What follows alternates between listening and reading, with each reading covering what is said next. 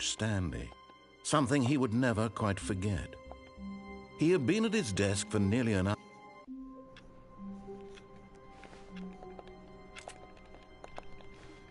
Alright. All of his co-workers were gone. What could it mean? Stanley decided to go to the meeting room. Perhaps he had simply missed a memo. No matter how hard Stanley looked, he couldn't find a trace of his co-workers.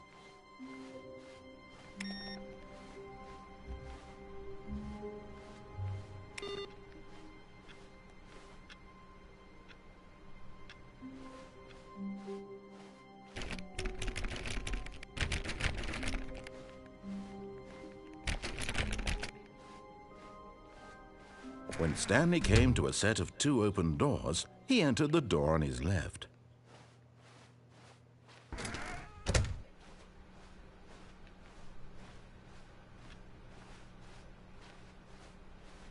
Yet there was not a single person here either. Feeling a wave of disbelief, Stanley decided to go up to his boss's office, hoping he might find an answer there. Oh, fuck.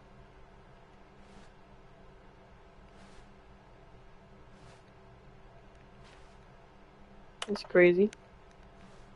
Yo, who's changing this?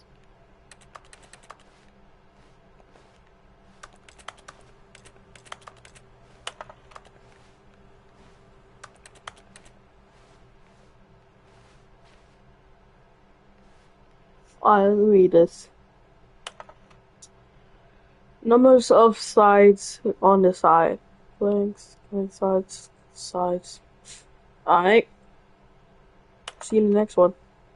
I'm not gonna read that. Stanley stepped into the broom closet, but there was nothing here, so he turned around and got back on track.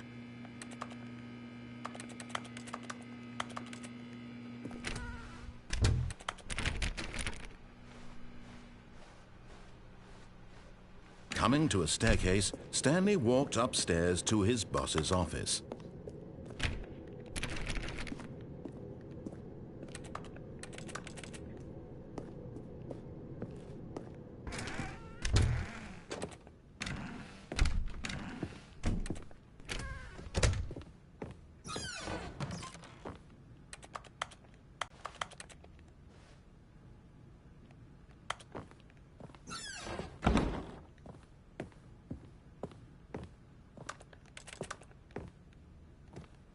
Stepping into his manager's office, Stanley was once again stunned to discover not an indication of any human life. Shocked, unraveled, Stanley was in such a rush to get through the story as quickly as possible, he didn't even have a single minute to just let the narrator talk. That kind of anxiety isn't healthy. So, with some calming New Age music,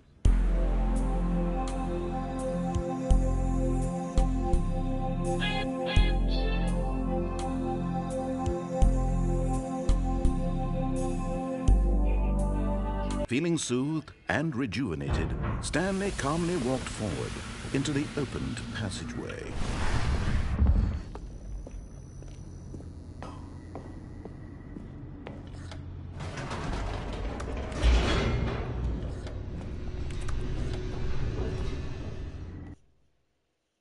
Loading. Descending deeper into the building, So we gotta Stanley do that. realized he felt a bit peculiar. It was a stirring of emotion in his chest, as though he felt first time more we free seen to a think really for himself, to question the person nature of watching his this. job. Why did he feel this now, when for years it had never occurred to him? This question Thanks for would not joining my go live. unanswered for long. Stanley walked straight ahead through the large door that read Mind Control Facility. Okay.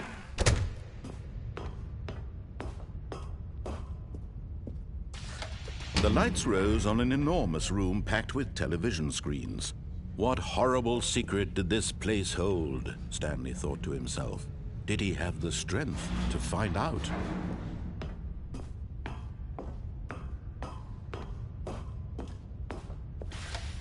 Now the monitors jumped to life, their true nature revealed. Each bore the number of an employee in the building, Stanley's co-workers. The lives of so many individuals reduced to images on a screen, and Stanley, one of them, eternally monitored in this place where freedom meant nothing.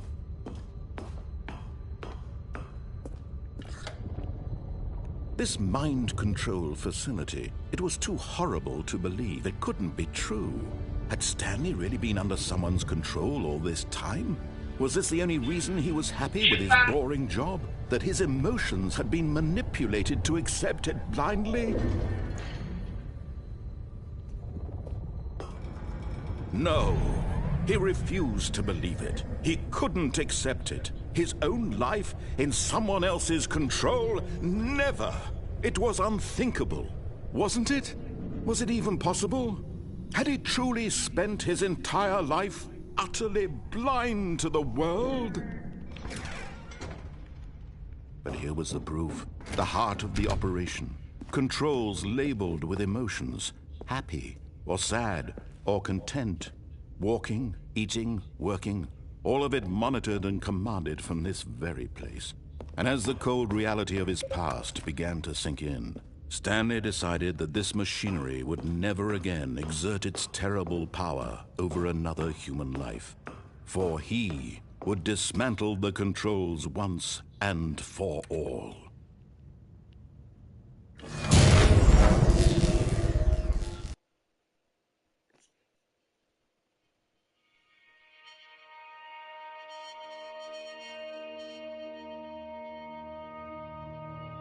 Blackness and a rising chill of uncertainty. Was it over? Yes! He had won! He had defeated the machine, unshackled himself from someone else's command. Freedom was mere moments away. And yet, even as the immense door slowly opened, Stanley reflected on how many puzzles still lay unsolved. Where had his co-workers gone? How had he been freed from the machine's grasp? What other mysteries did this strange building hold? But as sunlight streamed into the chamber, he realized none of this mattered to him. For it was not knowledge or even power that he had been seeking, but happiness. Perhaps his goal had not been to understand, but to let go. No longer would anyone tell him where to go, what to do, or how to feel. Whatever life he lives, it will be his.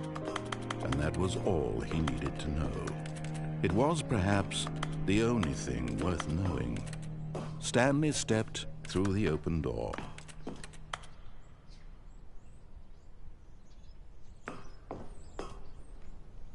Stanley felt the cool breeze upon his skin.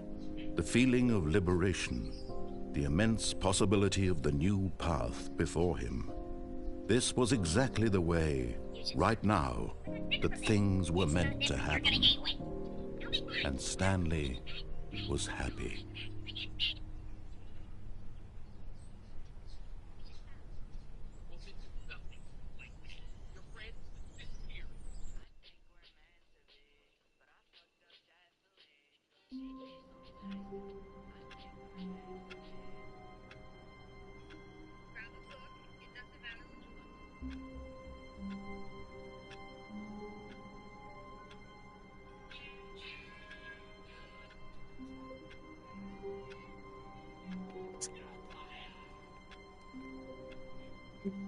Hey, chill the fuck out.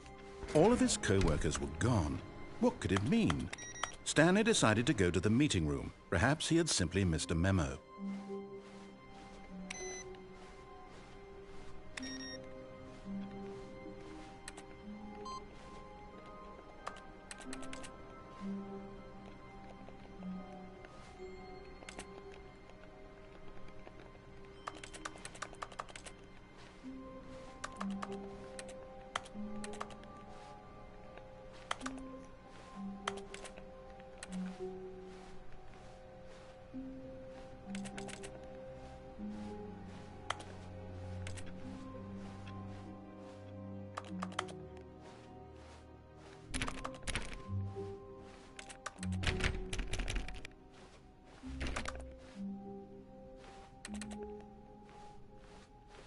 When Stanley came to a set of 2 open doors, this was not the correct way to the meeting room, and Stanley knew it perfectly well. Perhaps he wanted to stop by the employee lounge first, just to admire it. Ah, yes, truly a room worth admiring. But eager to get back to business, Stanley took the first open door on his left. Stanley was so bad at following directions, it's incredible he wasn't fired years ago.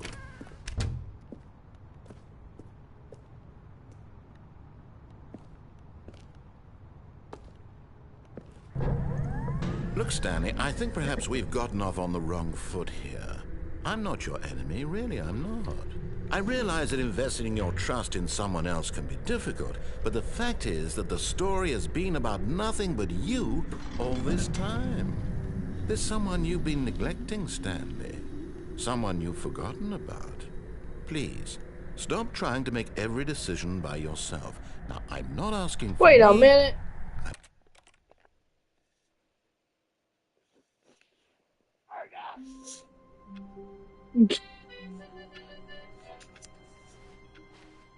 All of his co-workers were gone. What could it mean? Stanley decided to go to the meeting room. Perhaps he had simply missed a memo.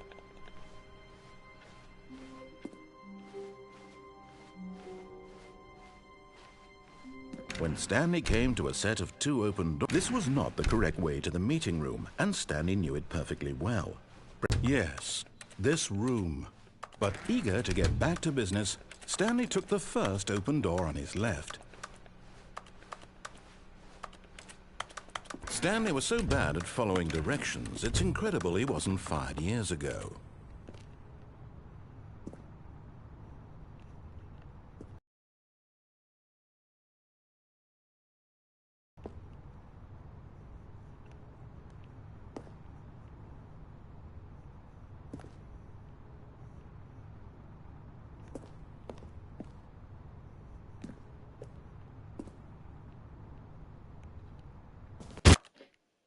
But in his eagerness to prove that he is in control of the story and no one gets to tell him what to do, Stanley leapt from the platform and plunged to his death. Good job, Stanley. Everyone thinks you are very powerful.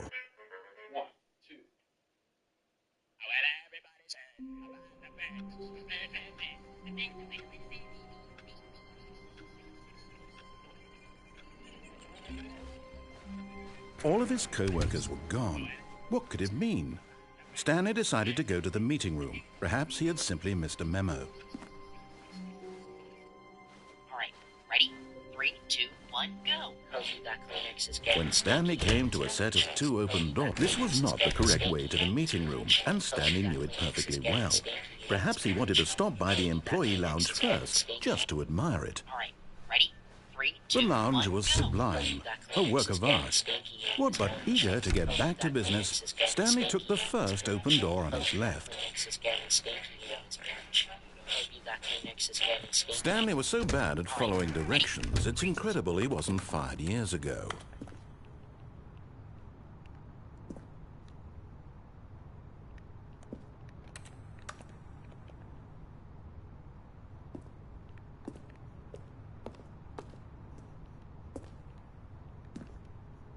Yes!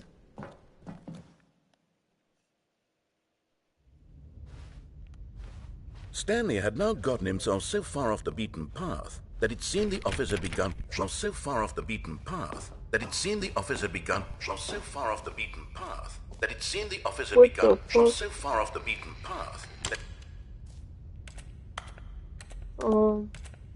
You didn't think I was actually just a recording, did you?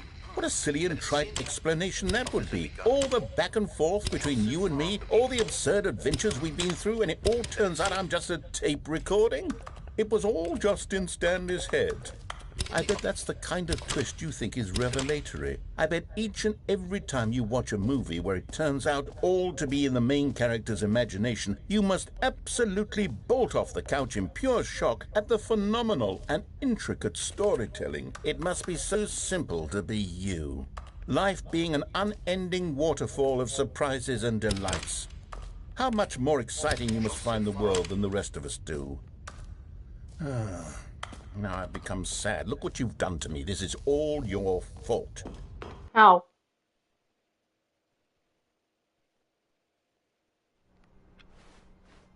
All of his co-workers were gone. What could it mean? Stanley decided to go to the meeting room. Perhaps he had simply missed a memo.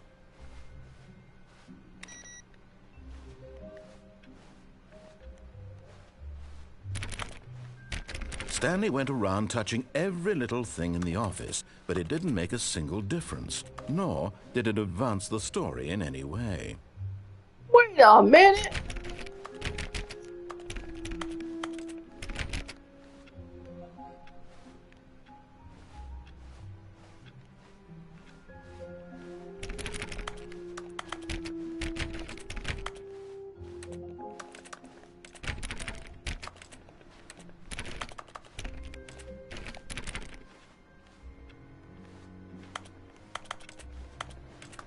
No matter how hard Stanley looked, he couldn't find a trace of his co-workers.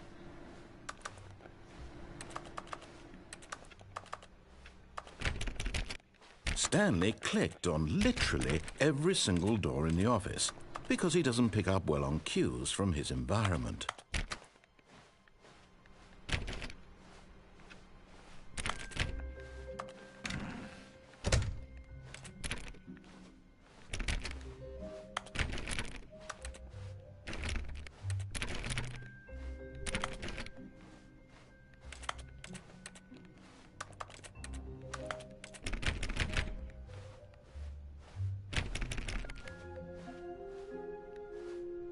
Wait, this hallway was not here.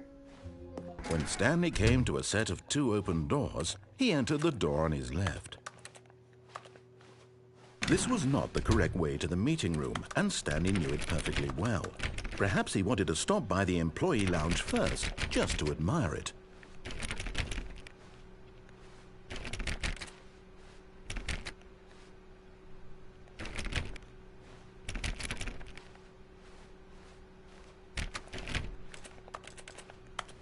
Standing now in this incredible room, Stanley for the first time understood true happiness. Then the feeling went away, and he felt sad again. Then it came back, and lingered for a minute or two. Now it's only half there, just a kind of, tingle. But eager to get back to business, Stanley took the first open door on his left.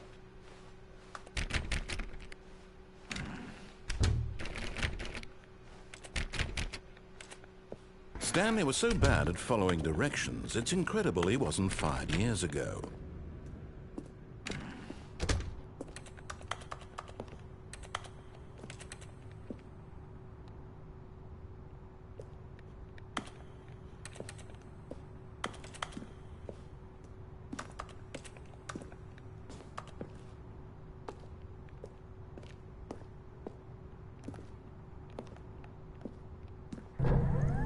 Oh, well, look who's got cold feet. Sorry to break it to you, Stanley, but that lift isn't coming back. You'd best either get comfortable right here on this platform, or test your luck by jumping to the floor below.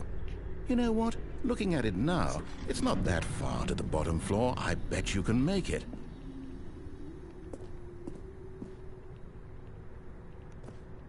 Come on. I'm sure you'll survive the jump. Don't tell me you're scared. That's not the Stanley I know. Do it! Do it! Do it! Do it! Do it! Do it! Do it!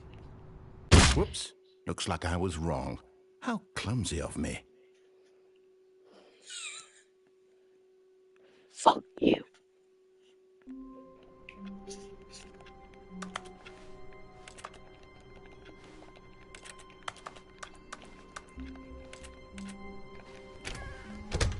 But Stanley simply couldn't handle the pressure.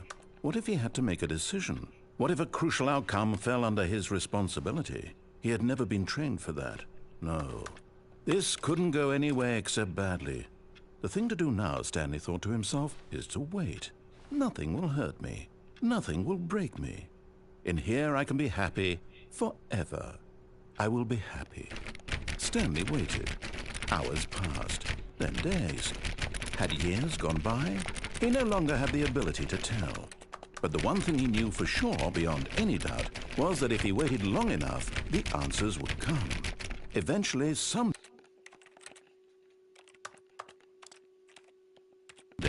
they would arrive.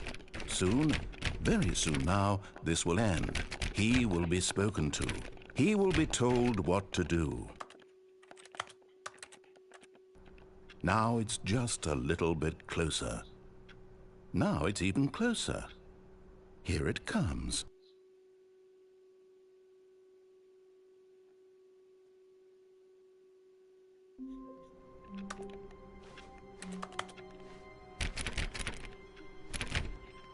All of his co-workers were gone. What could it mean? Stanley decided to go to the meeting room. Perhaps he had simply missed a memo. No matter how hard Stanley looked, he couldn't find a trace of his co-workers.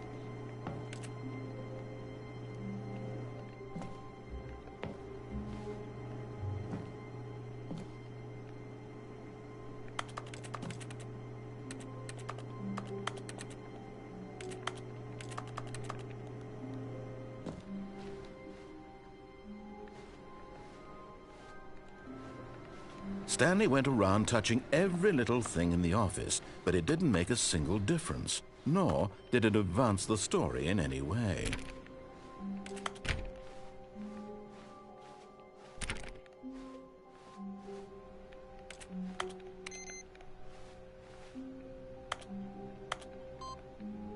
Wait a minute.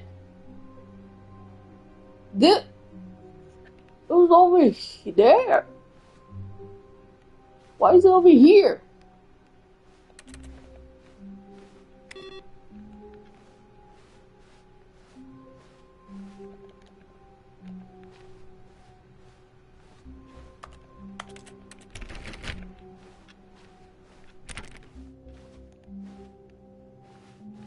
Oh, Wait a fucking new minute. content?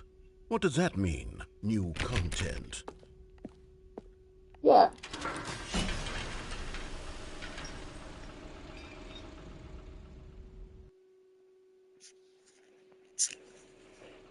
What's this?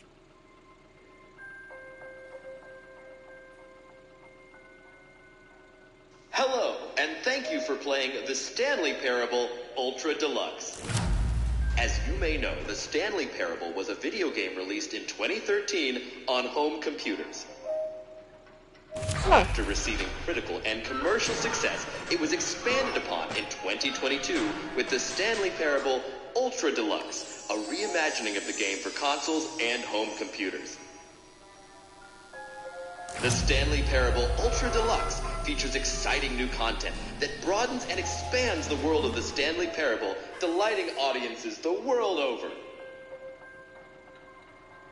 Please, step inside and see what thrilling new adventures await What the in fuck the is this? Stanley Parable Ultra Deluxe. Oh, well, this sounds delightful. I'm very excited to see the thrilling new Ultra Deluxe content. Okay, so far it's an elevator. Nothing special yet, but I'm sure it's just the beginning of a mesmerizing adventure.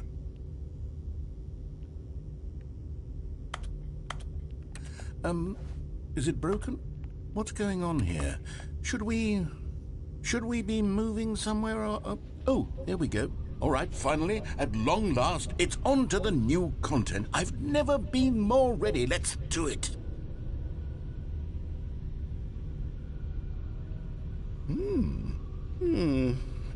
I have to say, initial impressions of Stanley Parable Ultra Deluxe, mostly tedious.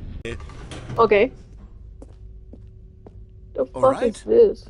All right, let's see, it's the jump circle.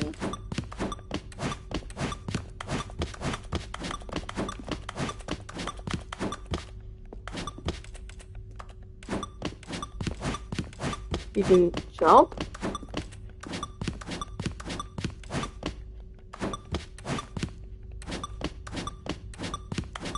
Where is this? Is that it? Surely that's not all the new content. There has to be something else, right?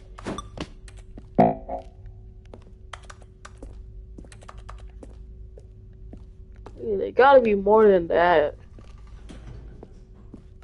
But what? Goodness.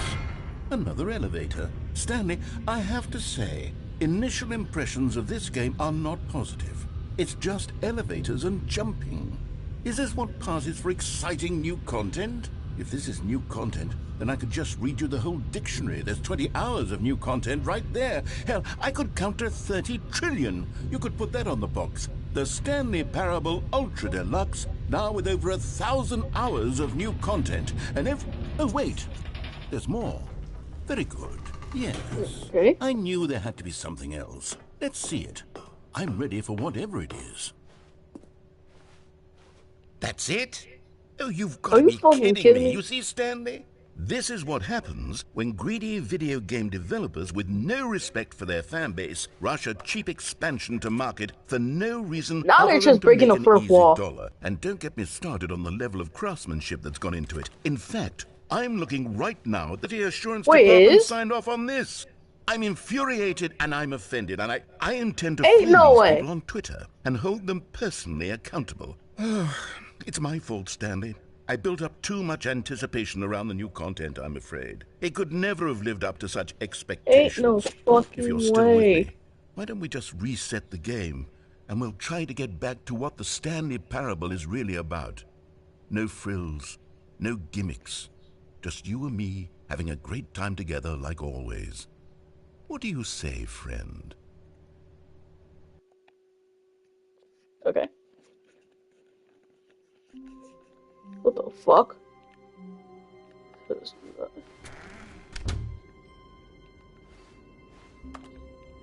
Just what? Yeah, what? What happened now? Psst! Stanley! Come over here! In the vent! I want to show you something! Okay.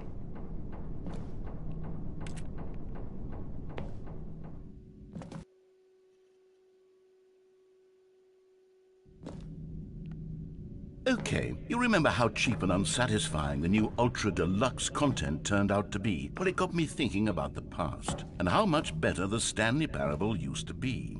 So I made something special and tucked it away here where the game's developers won't find it. Just our little secret. Take a look. Are they breaking the fourth wall?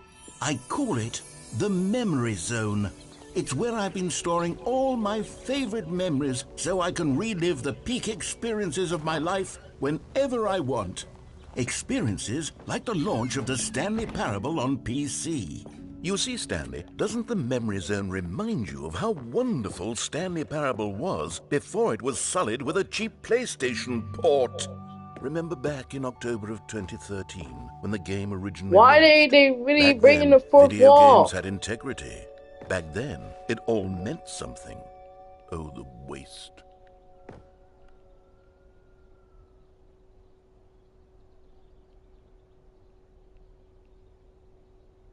What? Hey, no, wait.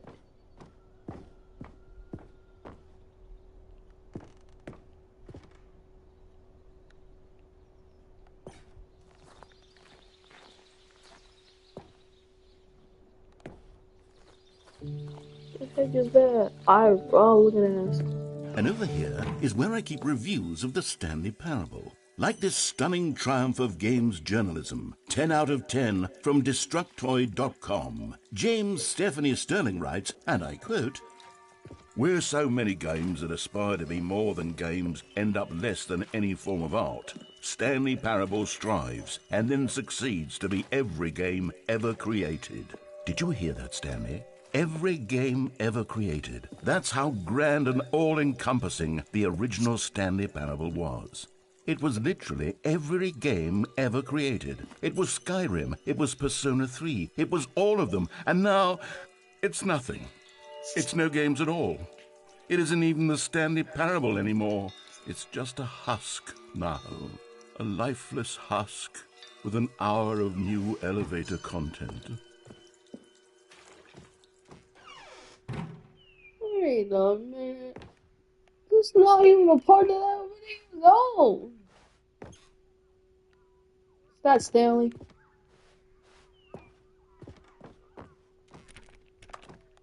Okay.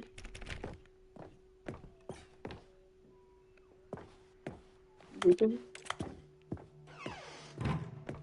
Here's another moving passage, this time from GameSpot.com. The Stanley Parable is both a richly stimulating commentary on the nature of choice in games and one that offers some of the most enjoyable, surprising, and rewarding choices I've ever been confronted with in a game. 9 out of 10. Don't you get it, Stanley? The game was perfect. It didn't need anything else. It didn't need new content. All they had to do was transport it in pristine condition along to the PlayStation. Boom, done. And they couldn't even do that. Couldn't resist the urge to go meddling with a beloved franchise.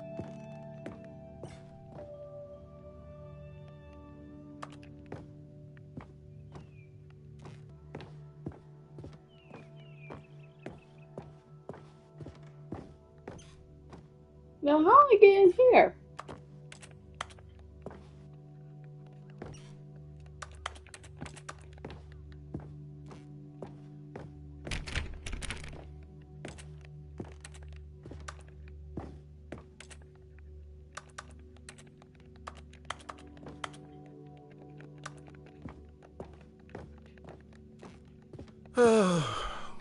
These were simpler times, Stanley. But I wouldn't give to go back to have it all over again.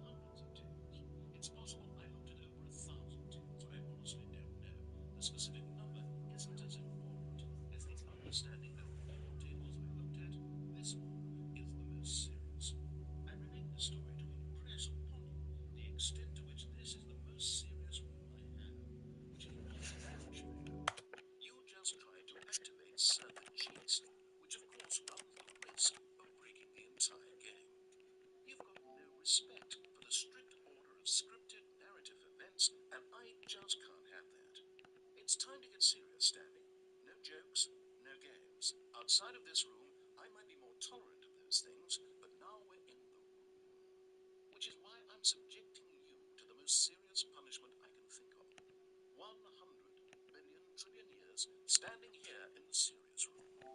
Perhaps after that, we can talk about the severity of your actions and whether you've learned anything. But until then, serious room. Come. So this is what happens when you try to cheat in the game. You get put in the serious room and the narrator gets a little bit upset with you. Now there's not a whole lot you can do in this room. There's nothing to pick up or nothing to climb on top. But if you do try to type in the cheat one more time, that's SB_cheat space 1, you get some more hilarious dialogue. Whoa. Did we not have the talk? Are we not in the serious room this very moment? Did I not tell you how many tables I looked through? I'm going to be conservative and say it was somewhere in the tens of thousands of tables. Any reasonable person would say I spent an absurd amount of time doing nothing but looking at tables, and I genuinely considered each one too. I took a hell of a lot of notes. I kept the notes in a different room. That room is less serious than this one. It's more of a notes room. Again, the point of this story is to convey how serious I feel this cheating issue is. And I'm sure you'll agree with me once you've fulfilled your new punishment. Infinity years in the serious room. I generally have trouble reading human emotions, but I'm going to go out on a limb here and say that you're devastated by this crippling punishment. As well you should be. It's the most serious I could think of. Can you get more serious than that? No, you can't. Don't try. Now, typing in the cheat 3 different times yields 3 different results, but after that, nothing happens. So you can do it up to 3 times and get some more dialogue, as you see here. Still no fact. The problem is clearly the serious room. It isn't serious enough. That's on me, Stanley. I apologize. I'm going to the store and look through more tables. Hopefully I find one that conveys how wrong what you're doing is. Did I put those notes? Now, at this point, I don't think there's actually anything you can do other than restart the game and go to the main menu and play from the beginning. But hopefully you guys enjoyed my video, and make sure to like, comment, and subscribe. Hopefully I see you next time in another one of my videos. As always, signing off. Peace. Now taxes?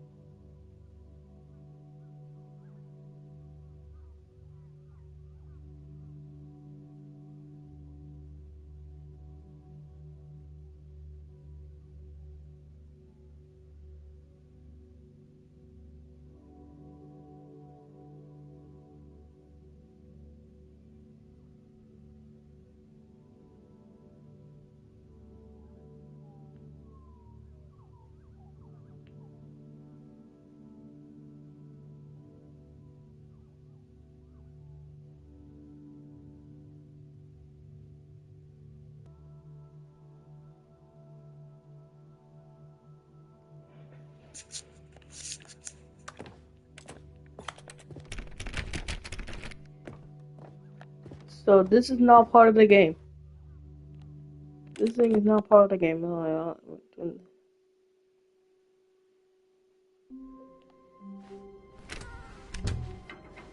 Psst. Stanley, come over here. Oh, you don't want to see the cool surprise I made for you? Well, fine. You're a dork anyway, so who cares?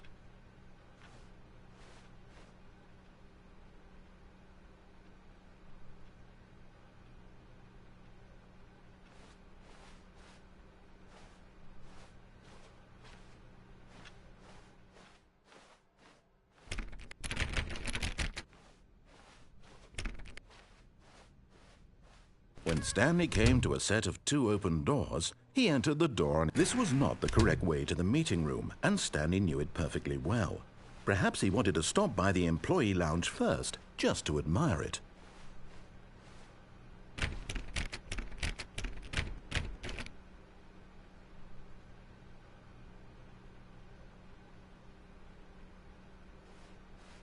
Stanley felt lightheaded, but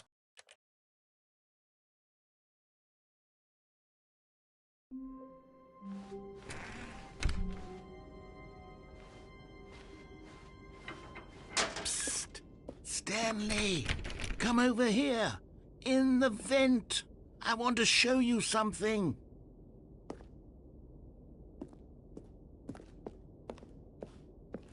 oh, you don't want to see the cool surprise I made for you? Well, fine. You're a dork anyway, so who cares?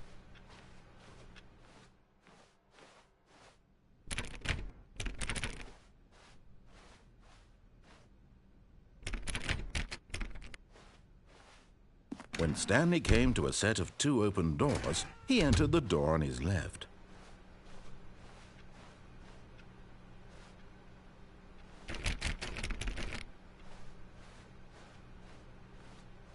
Yet there was not a single person here either.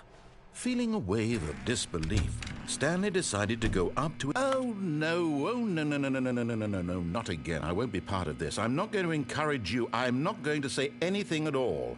I'm just going to be patient and wait for you to finish whatever it is you enjoy doing so much in this room. Please take your time.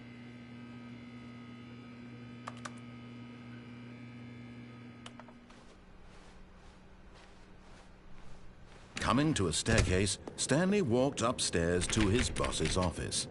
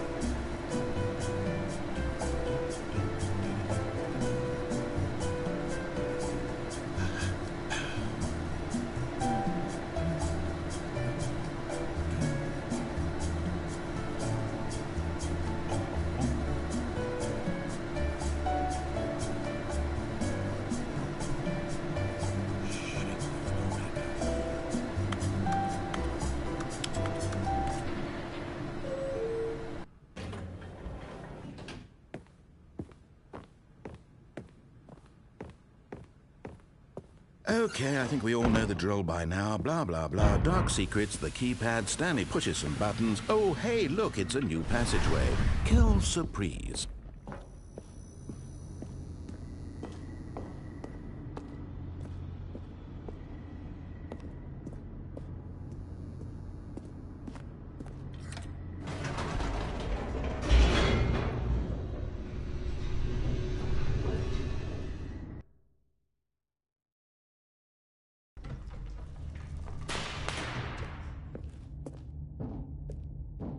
Stanley walked straight ahead through the large door that read Mind Control Facility. Although this passageway had the word escape written on it, the truth was that at the end of this hall, Stanley would meet his violent death.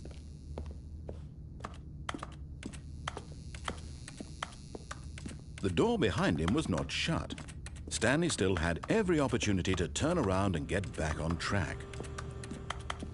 At this point, Stanley was making a conscious, concerted effort to walk forward and willingly confront his death.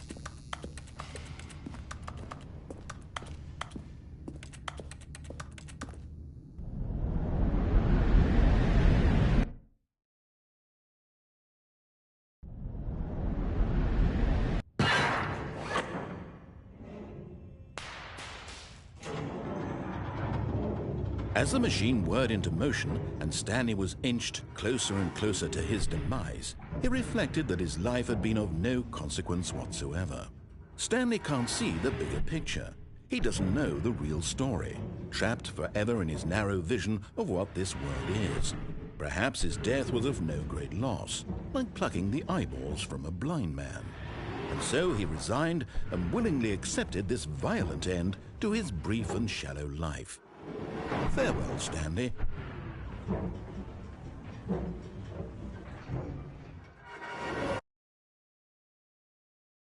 Farewell, Stanley, cried the narrator, as Stanley was led helplessly into the enormous metal jaws. In a single visceral instant, Stanley was obliterated as the machine crushed every bone in his body, killing him instantly.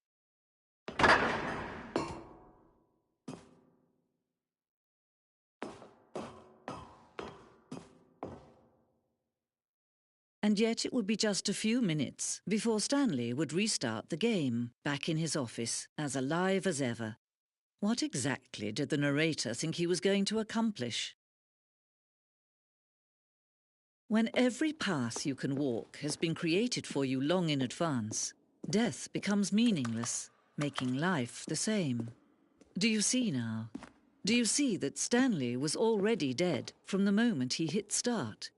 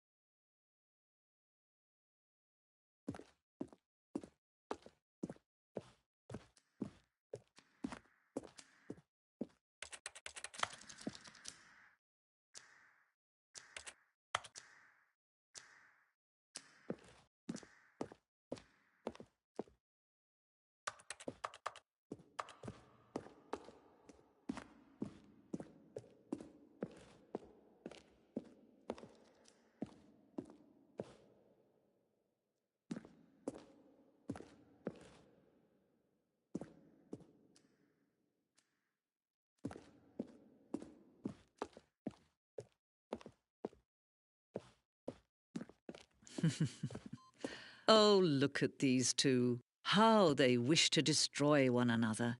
How they wish to control one another. How they both wish to be free.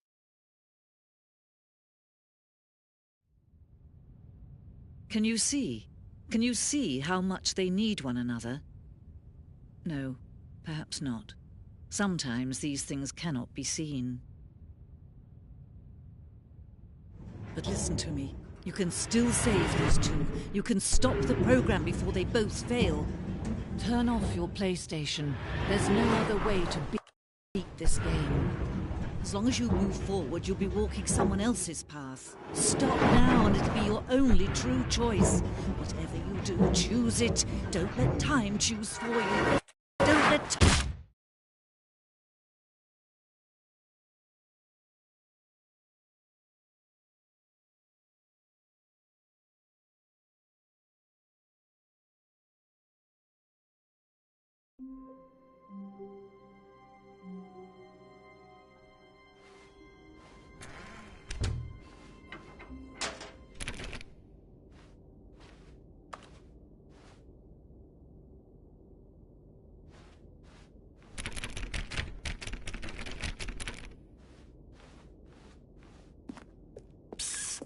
Stanley, come over here.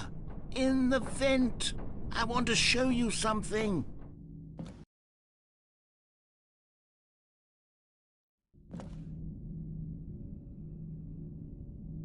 Okay, you remember how cheap and unsatisfying the new Ultra Deluxe content turned out to be? Well, it got me thinking about the past and how much better the Stanley Parable used to be. So I made something special and tucked it away here where the game's developers won't find it. Just our little secret. Take a look. I call it the Memory Zone. It's where I've been storing all my favorite memories so I can relive the peak experiences of my life whenever I want. Experiences like the launch of the Stanley Parable on PC. You see, Stanley, doesn't the Memory Zone remind you of how wonderful Stanley Parable was before it was sullied with a cheap PlayStation port? Remember back in October of 2013 when the game originally launched? And over here is where I keep reviews of the Stanley Parable. Like this stunning triumph of games journalism, 10 out of 10 from Destructoid.com. James Stephanie Sterling writes, and I quote, "Where so many games that aspire to be more than games end up less than any form of art, Stanley Parable strives and then succeeds to be every game ever created." Did you hear that, Stanley? Every game ever created. That's how grand and all-encompassing the original Stanley Parable was. It was literally every game ever created. It was Skyrim, it was Persona 3, it was all of them, and now it's nothing. It's no games at all. It isn't even the Stanley Parable anymore. It's just a husk now. A lifeless husk with an hour of new elevator content.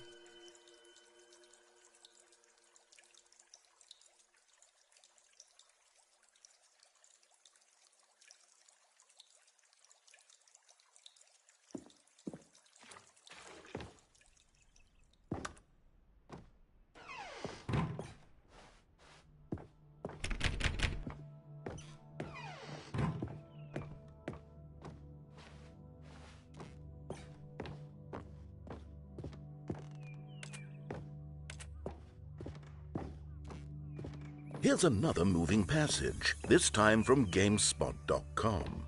The Stanley Parable is both a richly stimulating commentary on the nature of choice in games and one that offers some of the most enjoyable, surprising, and rewarding choices I've ever been confronted with in a game. 9 out of 10. Don't you get it, Stanley? The game was perfect.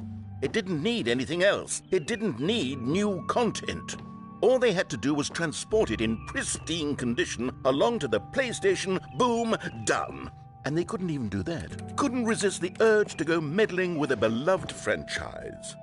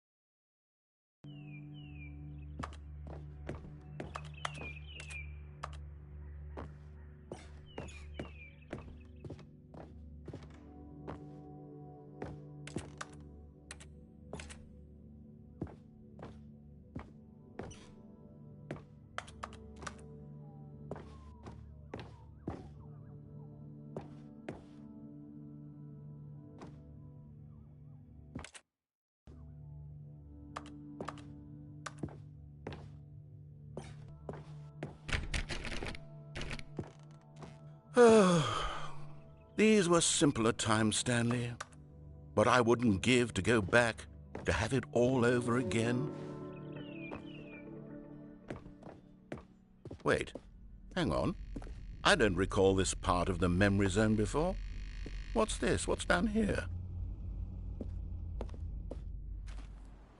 Oh no, oh God, no, Stanley. It's a collection of reviews from Pressurized Gas, the extremely popular online storefront for computer games. I haven't looked at these in years. I can't even imagine what's been collecting down here. Surely these reviews were glowing as well, weren't they? Honestly, I could not be bothered to play this game to full completion. The narrator is obnoxious and unfunny, with his humor and dialogue proving to be more irritating than entertaining. Unfunny! I'm not trying to be funny. I'm trying to make a serious work of art. I suppose I could write up a handful of gags to insert into the Stanley Parable, but the game is already such a densely layered web of profound philosophical insights that I can't even imagine where I'd have the room to stick them.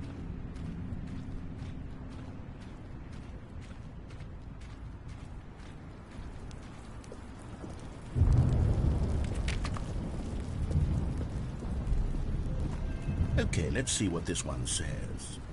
While the idea for the game is good, for someone who prefers non-linear games, this preachiness gets annoying fast. Preachy? Stanley? I'm not preachy, am I?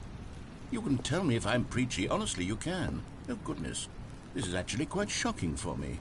Well, to be honest, I had always thought of the game's dialogue as being rather terse to begin with. You can't know how much fluff I cut from the game to get it to feel as light and airy as it... Well, I always thought it did. But maybe it wasn't. Oh dear, what an awful memory to have to hold on to. These black marks on my otherwise unimpeachable track record. I feel like a failure, like I let these people down. Perhaps the Stanley Parable isn't quite as sterling as I always remembered.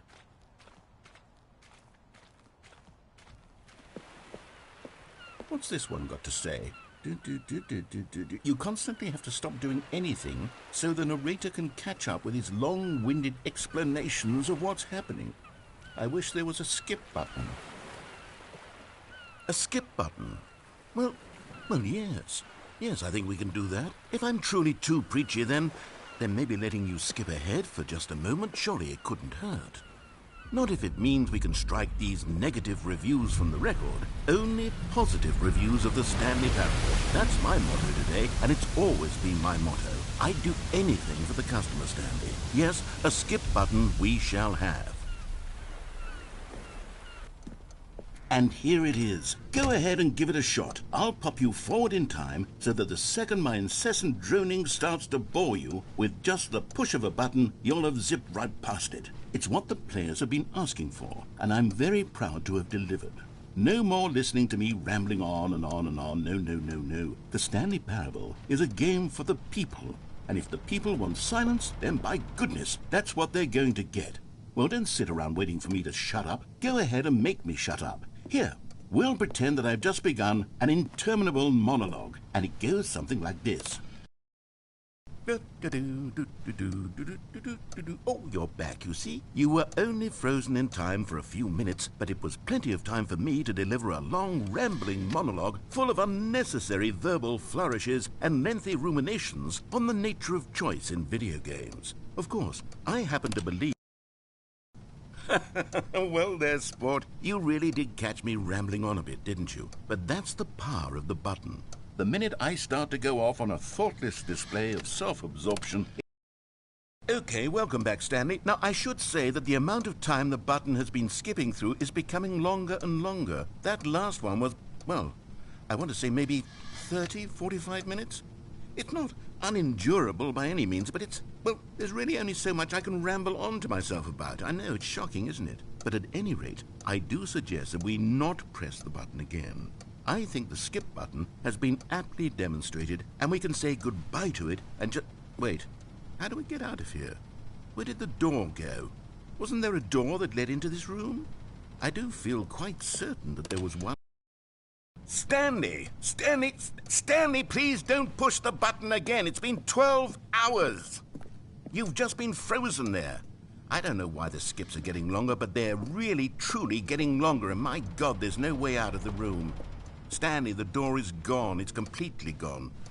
I've looked at it from every angle. I've checked every one of those walls 1,000 times, and there's no door, Stanley. There's no door. There's just you and the button, and if you keep pressing it, I have no idea what will happen. Oh, Stanley, you're back. You're back. Oh, my goodness. I have someone to talk to again. Stanley, I think it's been a week. Or 2 weeks. I've been sitting here all that time. Just sitting here. Not a single person to speak with. And you'd think that that's just how it's always been, right? Me talking. Oh, hello. It's you. You're here again. Welcome. I have had time to think about you and about us and about everything we've been through. I've had so much time. I stopped keeping track after a year. Have you ever sat down in one place and not moved for one entire year? Let me describe it for you. To begin with, there is only regret. There is only the turning wheel of missed opportunities. I felt nothing at all but regret for the longest time, Stanley. Days, months. I lost it all in a blur of the deepest longing to undo the past. And when that feeling had begun to subside, what took its place is what I can only describe as the collapse of every moment I have ever experienced my entire life. All of them collapsed down into a single instant. In that instant, I could see myself clearly, calmly, with a collected heart. It was an impossibly rich wellspring of both delight and disgust simultaneously. I was consumed by it. I could do nothing but wallow in it for what felt like an eternity, for what I now know was far less. You see, it was a revelation for me. It was unlike anything I had ever known. It was a space without consequence, without action or outcome. It was divorced entirely from the question of free will that you and I have squabbled over for so long. There could be no one ending, no singular outcome of events, not if all events existed in the same moment, and I felt freed. I felt unburdened by the need to manifest a particular outcome into being. I saw that I could allow myself to exist along all timelines, and that each of them was simply a strand in the web of my being. It was incredible. The spaciousness, the equanimity of the moment, both singular and infinite. For the longest time, this was my experience. And then this moment passed, and the most unyielding fear I have ever known crept into my mind. And it is this sensation that I have been experiencing now for longer than I could have ever expected was possible. I have been waiting for you. Not that you might save me or do something to fix it, but merely to state for you the plain fact of this manner of existence. I wish you to feel afraid, as I do, that perhaps one day this state of mind will consume you as well. Perhaps you will somehow, in some way, have to live as I do now, and I wish for you to know how excruciating it is, and for you to be in true terror of its eventual arrival. If I can only do this, only this one thing, perhaps it will bring me the smallest moment of peace in the darkness.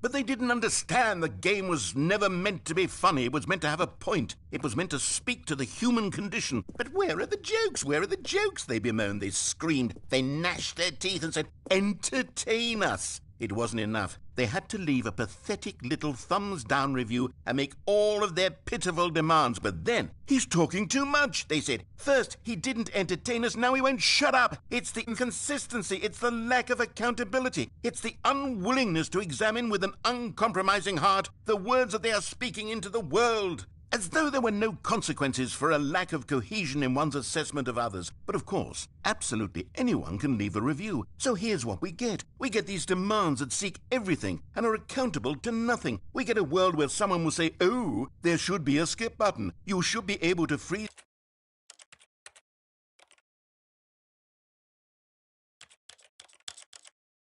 Stanley in place, while the narrator sits there forever and ever. We want all of this in the new Stanley Parable. We demand it. And then, because it was said,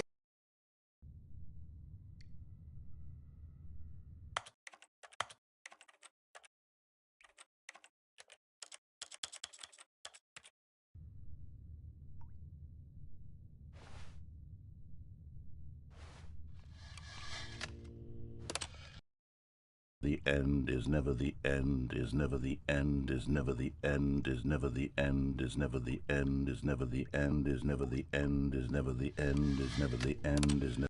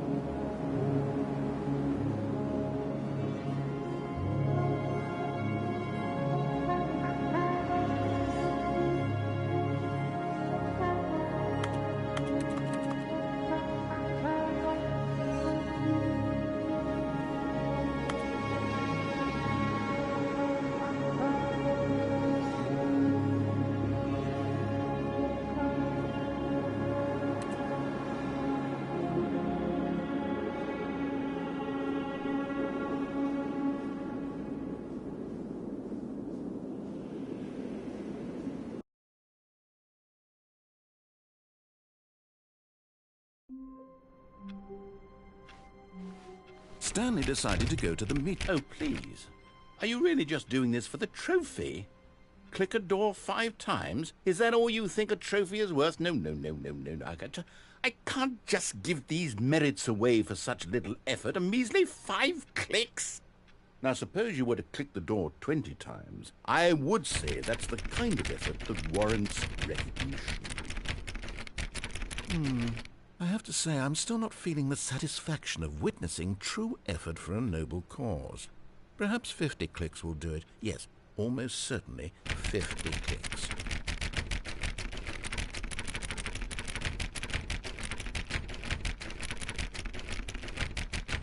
No, I'm still not feeling it. I want this trophy to have meant something. It has to be a true reward for valiant effort. I want to see some hustle, Stanley. I want to see commitment, a willingness to go all the way no matter the cost. Why don't you go put 20 clicks into door number 417?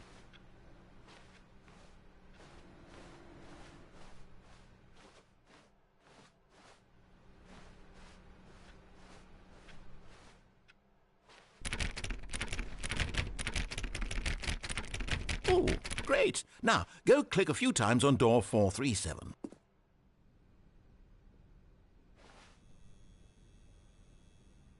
Oh, good. You notice my sign. Yes, I have something very exciting to show you.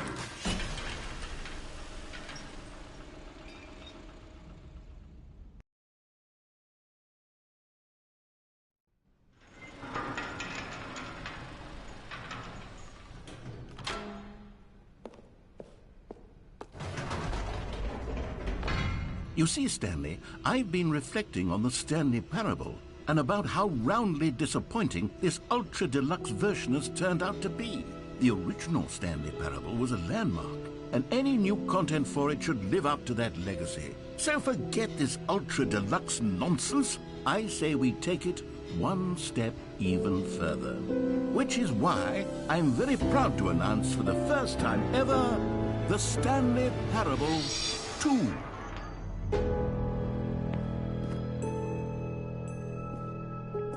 Yes, you see, isn't this far superior to a measly port with a few minor additions? Think of all the new territory we'll cover with a fully fledged sequel, an entirely new experience built from the ground up. Why, there are so many possibilities. It could go in so many different directions.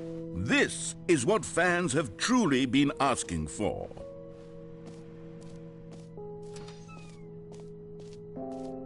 Calling it the Stanley Parable 2 is just so much catchier than Ultra Deluxe, don't you think? Ultra Deluxe? What does it even mean? But the Stanley Parable 2, now that's an artistic statement right there. It's future-oriented. It screams progress and innovation and long-term franchising potential.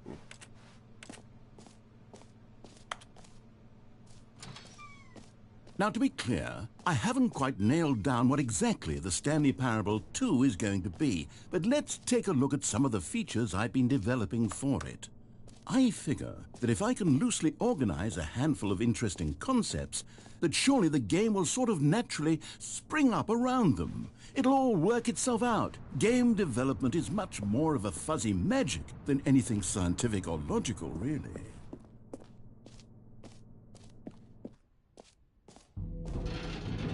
Here we are. Go on, try out some of the new features.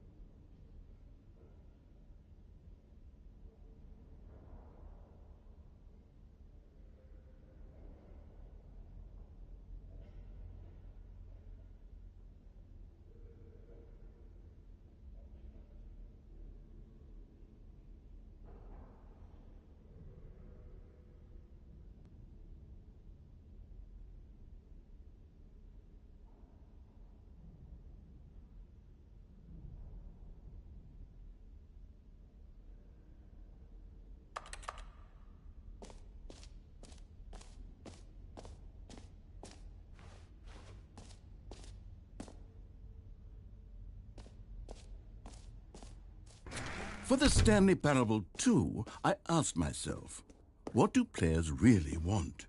And of course, the first and most obvious answer is that they want to be individually recognized and validated as people. So with that in mind, my first addition to the game is this button which speaks the name of the person playing the game. Isn't that wonderful? Jim. Sorry, I should have clarified. Right now, the button only says the name Jim. But of course, in the final game, this button will say your name, whatever name that is. Here, let's have you role-play as Jim to really simulate the full experience of this feature. Just play along. I promise you'll love it. Okay, here we go. Let's take a deep breath, clear your mind, forget whoever you are, and simply become a person named Jim. I want you to imagine yourself living as Jim, sleeping and waking as Jim, falling in love and being heartbroken as Jim, seizing all of the world's possibilities as Jim, and as Jim watching your dreams crumble into dust. Do you feel it deeply? Are you really, truly Jim right now? If so, then please step forward and press the button. Jim. Yes! You see? What a thrill! What a rush! That was you! The button described you. Do it again. Do it again.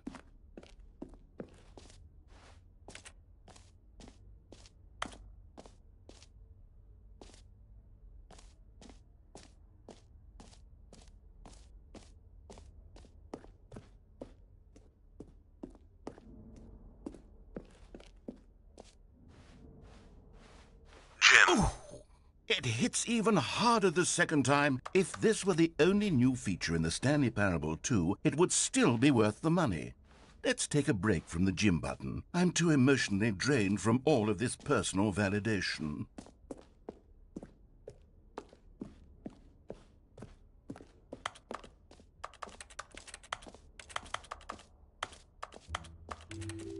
I suppose I could allow only people named Jim to play the Stanley Parable 2. That would actually save me the work of finishing this feature.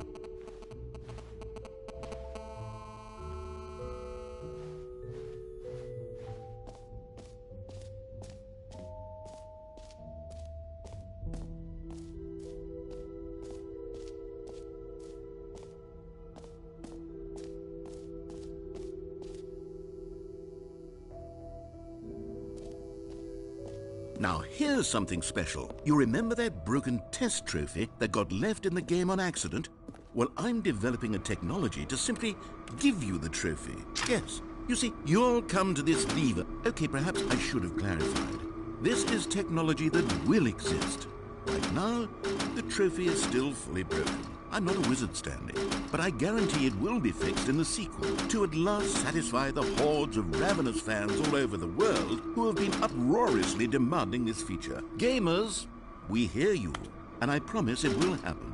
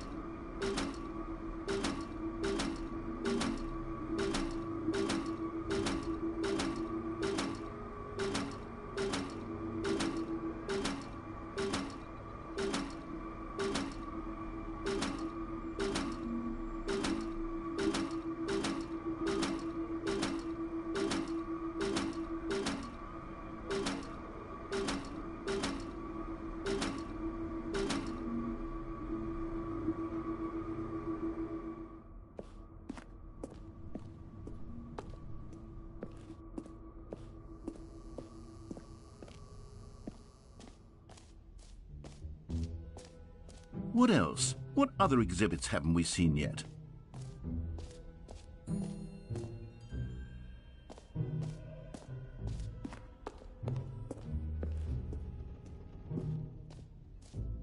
Ah, collectibles. Now it's a real video game. In the Stanley Parable 2, you'll run around gathering up these miniature Stanley figurines. And what's truly innovative is that there will be no reward for collecting all of them. I don't want to stifle the intrinsic joy of watching a number go up. You simply collect all of them, and then you move the hell on with your unremarkable life.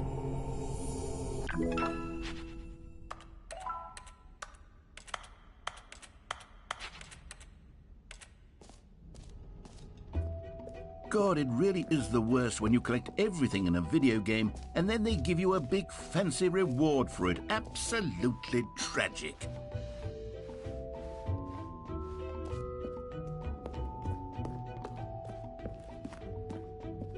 Oh, goodness, Stanley, this is fairly awkward. I hate to do this, but before you leave, you really should go to the bucket exhibit. You see, there's a surprise I was going to spring on you later, and it involves the bucket. And I really do hate to break the illusion, but it's important that you go see the bucket, okay? All right, I'll get out of your hair now. You know what? Let's bring the jump circle back for Stanley Parable 2 as well. It's a... Oh, wait.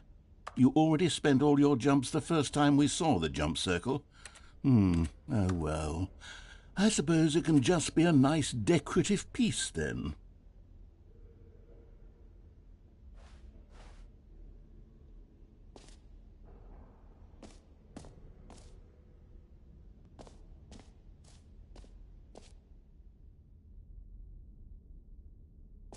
Okay, I'll be honest, I haven't yet decided on this one. I think that in the new version, the office could use a bit of decoration, like balloons. But I'm undecided on Get Well Someday and Happy 12th Birthday. Which would you go with?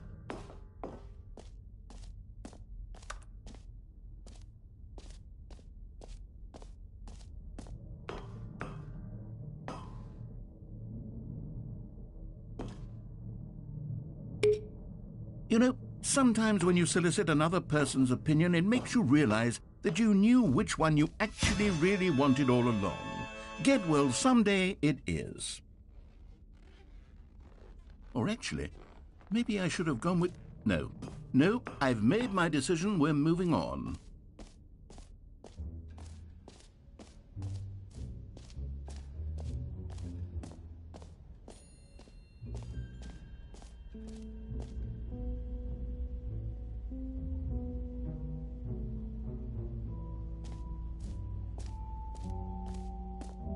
Stanley, here's an idea that I'm truly fond of. It's never been done before in a video game. This is, in fact, a hole that you can fall down forever. That's right. Infinite falling. You can fall until the end of time, if you like. A stunning leap forward for video games as a medium.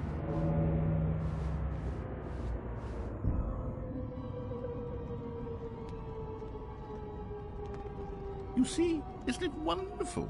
One of my more ingenious concoctions, if I do say so. Now then, since you've gotten to see the infinite hole, you can press the teleport button to pop back up to the top, and we can continue onward.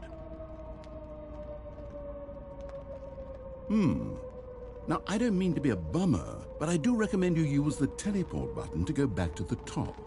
Maybe do it on the sooner rather than later spectrum of things.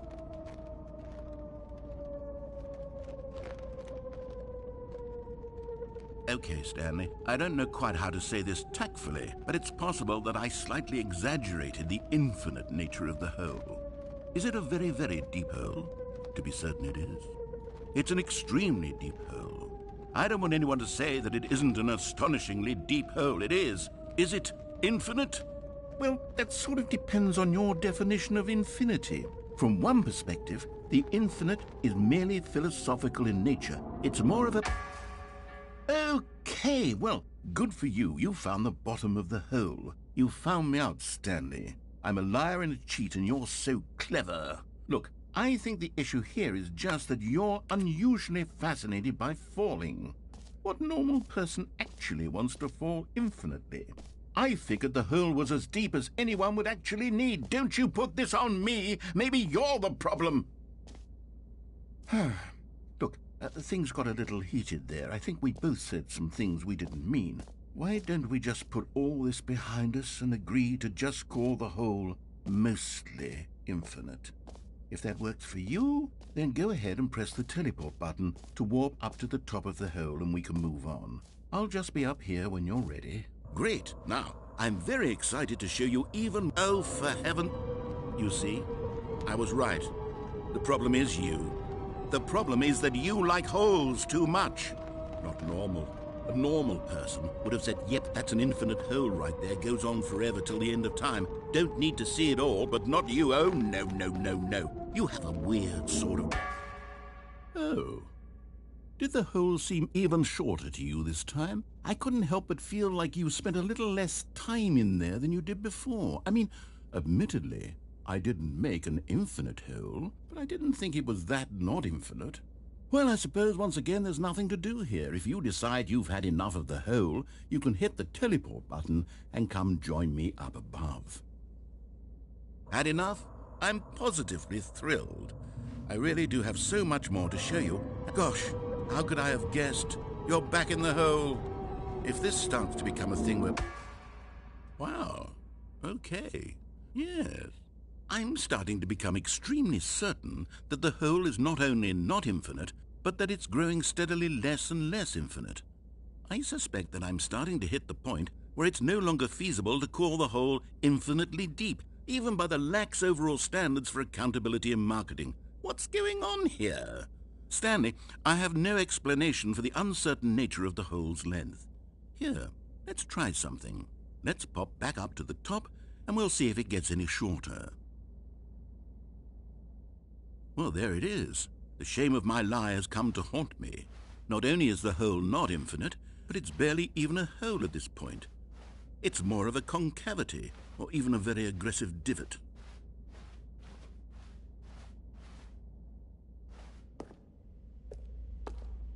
How is this still appealing to you? I know you're obsessed with holes, but at this depth, I just can't see this scratching the itch. Oh, who am I to judge? You just do whatever it is you're here to do and hit the teleport button when you're ready to move on.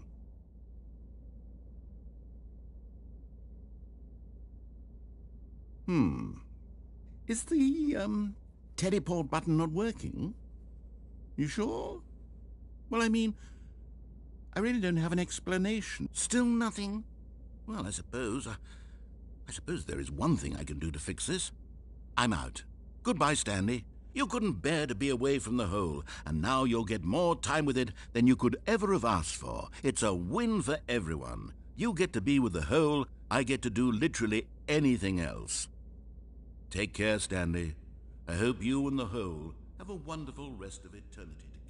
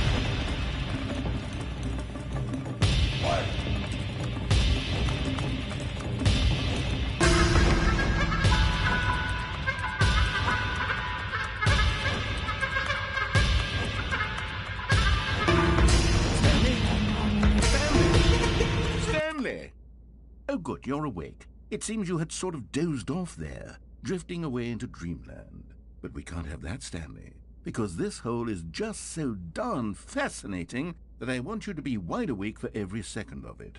You don't want to miss a single moment. So how about if I just pop in from time to time and wake you up to keep you really, truly focused on the hole? From the looks of things, you and I will have many, many years here in this hole, and I'm looking forward to all of them. Stay alert, Stanley. I'll be back. Toodlepip.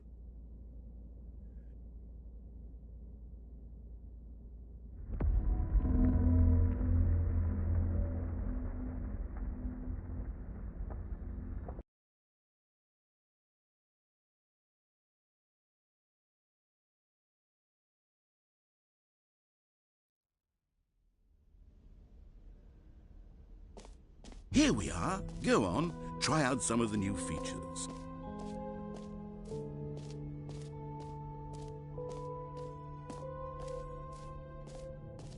Come now, you've already made your choice. It's true that you chose badly, but we all have to move on from our mistakes.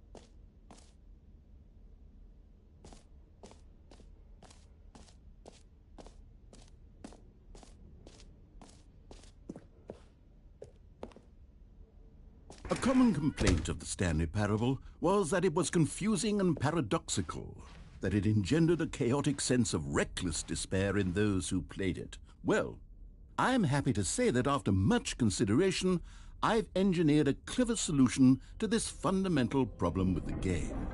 It's the Stanley Parable Reassurance Bucket. You see, Stanley, anytime you're holding the bucket, a sense of calm and ease will fill your mind and your heart. It's true. As long as you hold on to the bucket, the many disorienting contradictions of the Stanley Parable will feel perfectly normal and perhaps even comforting. You may even come to long for the gentle embrace of jarring cognitive dissonance while the bucket is in your arms. And to be honest, it's a much more convenient solution for me than actually redesigning the game to be less uncomfortable. Can you imagine what a pain in the ass that would be? Yes, the bucket is the perfect solution. Come on, give it a try. Can you feel it? The glow of comfort, even in the face of crushing despair, must already be sweeping through your body. And in fact, can I say that I do believe the bucket lends you an air of charisma as well? I think that just holding it has made you the slightest bit more attractive as a person. The benefits of the bucket seem to go on, don't they? All this and more await you in the Stanley Parable 2. Does anyone give out awards for most enjoyable bucket in a video game? That really should be an award if it isn't already.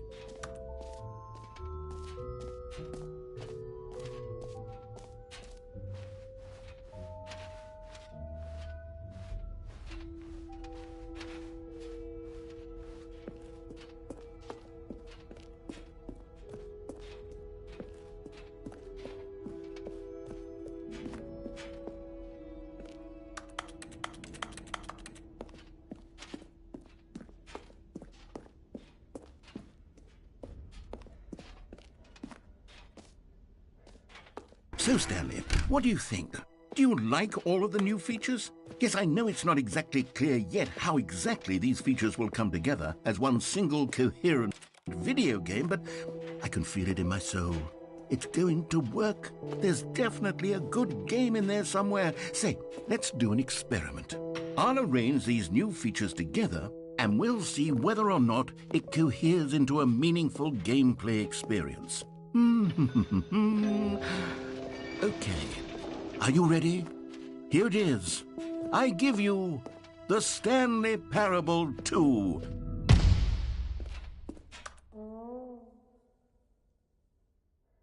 I mean, there's potential here, right? It's sort of... Okay, never mind. Hold on. Let me do a different arrangement. Okay, yes, this is much better. I feel good about this. Here we go. Version 2. Who am I kidding, Stanley? This isn't a coherent video game at all. It's a lot of gags. And I do very much enjoy creating gags, but they don't add up to anything. I wanted more than anything to create a sequel that would capture all the magic of the first game. I wanted fans to love it. No matter how good these gags are, they won't stand on their own. They would need the structure and the gameplay of the original. Wait, maybe that's it. I can take the original Stanley Parable and simply, well, insert a few of my new features into it. Tastefully, of course. With respect. With care for the vision and integrity of the original game.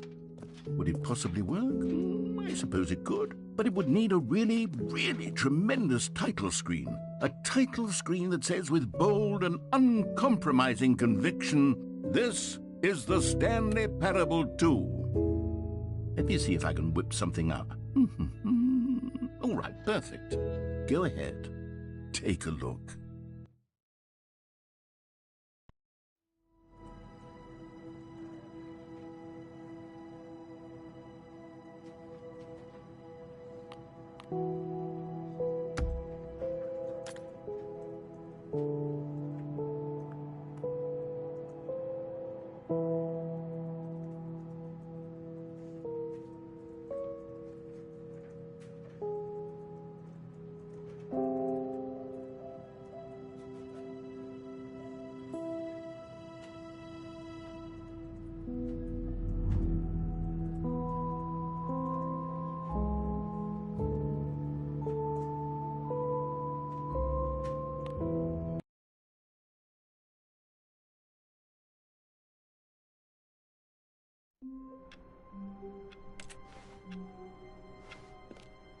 All of his co-workers were gone. What could it mean? Stanley decided to go to the meeting room. Perhaps he had simply... Oh, please. Are you really just doing this for the trophy? Click a door 5 times? Is that all you think a trophy is worth? No. I can't just give these merits away for such little effort. A measly 5 clicks? Now, suppose you were to click the door 20 times. I would say that's the kind of effort that warrants recognition. I have to say, I'm still not feeling the satisfaction of witnessing true effort for a noble cause. Perhaps 50 clicks will do it. Yes, almost certainly 50 clicks.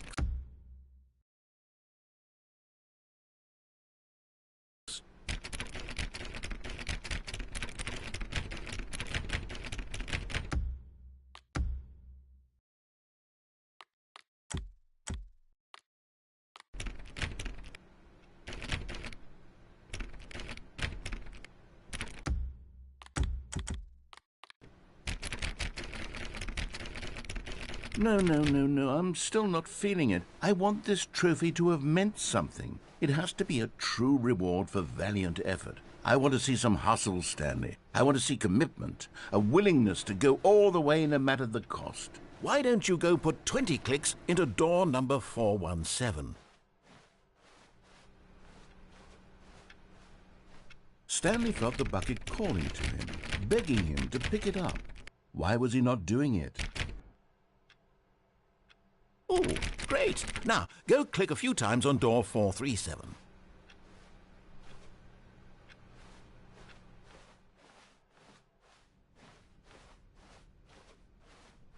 When Stanley came to a set of 2 open doors, he entered the door on his left.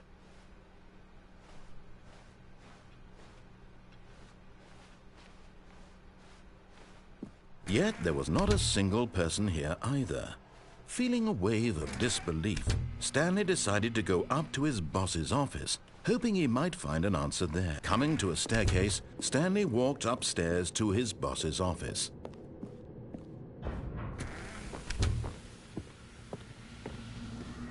Here's the door, just go.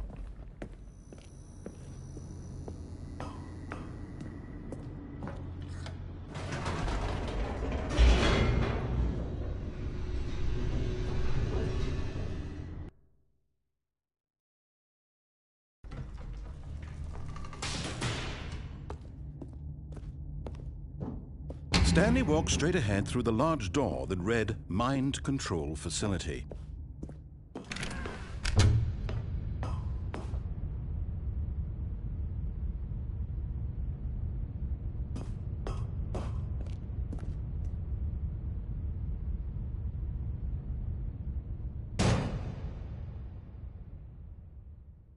Aha! You've made it to the bottom of the Mind Control Facility. Welcome! You see, back when the Stanley Parable first launched in 2013, getting to the bottom of the Mind Control Facility was a bug that we simply didn't catch during development. And you all sent us lots of photos of it on Twitter and acted very superior about it. And you're all very, very clever. Good for you. Anyway, when it came time to update the game, we knew that we had to do something about this little goof of ours. So here you go. New content. You can call it the bottom of the mind control room ending, if that enhances your perception of the value of these updates. Isn't that what you crave? New content? Always more content, more content, more. And I'm here to give it to you.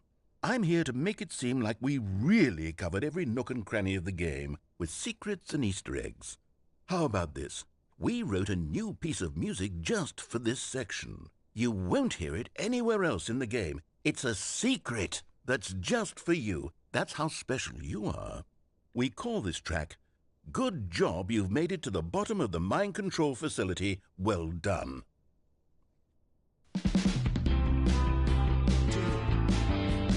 Good job, you did it. Good job. 3, 2, 1. Good job, you made it to the bottom of the mind control facility. You jumped on the catwalk. You should have been careful. You should have been careful. It used to be a bug, but now it's an ending. Now it's an ending. I believe in you. I believe in your ability to cross this barrier and chase your dreams. But railings don't mean anything. Good job, you did it. Good job, you did it. Good job, you did it. Good job, you did it. Good job, you did it. Good job, you did it. Good job, you did it. Good job, you did it. Good job, you did it. Good job, you did it.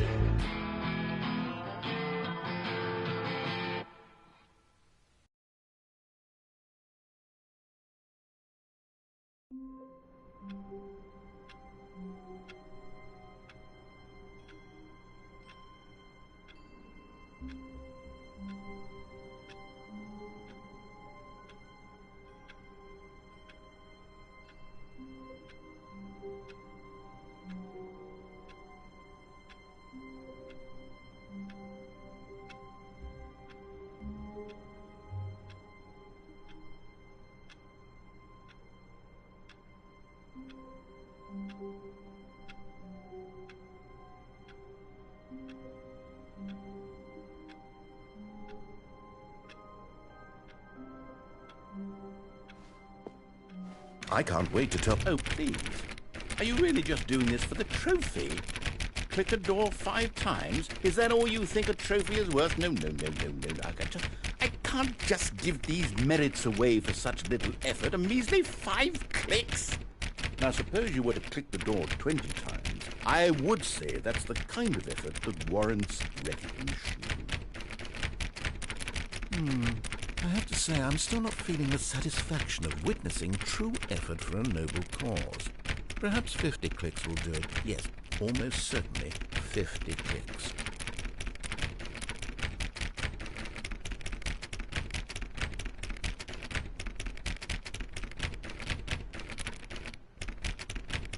No, I'm still not feeling it. I want this trophy to have meant something. It has to be a true reward for valiant effort. I want to see some hustle. Maybe Stanley would never pick up the bucket. A lonely bucket, lonely and miserable, and Stanley left. Stanley picked up the bucket.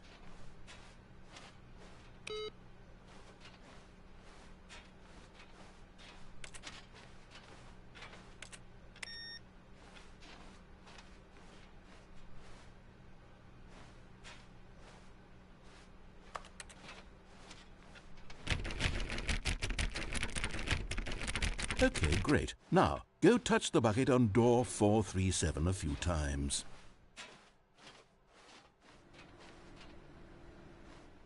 Yes, now we're getting somewhere. How about door 415? Give it some bucket love.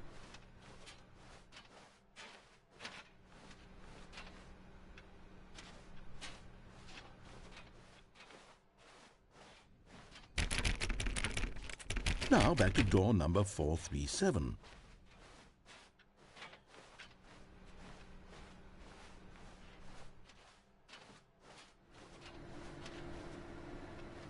You know, I think the copy machine needs some attention. All right, back to room 417. I'm really feeling it now. I think we're getting somewhere.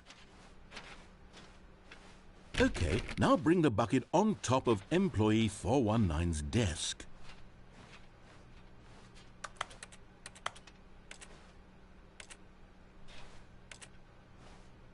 Yes, this is great. Now the bucket knows exactly what it's like to be employee 419. Now, let's introduce it to door 416.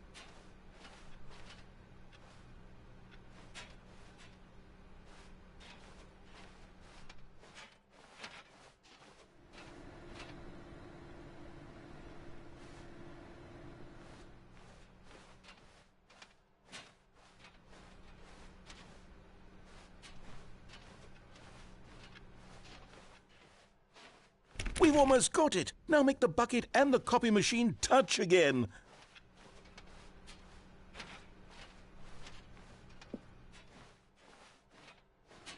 Finish it off, Stanley. 5 touches of the bucket on door 430. Yes! We did it! Wow! That felt amazing. You know, not all buckets will get this kind of experience.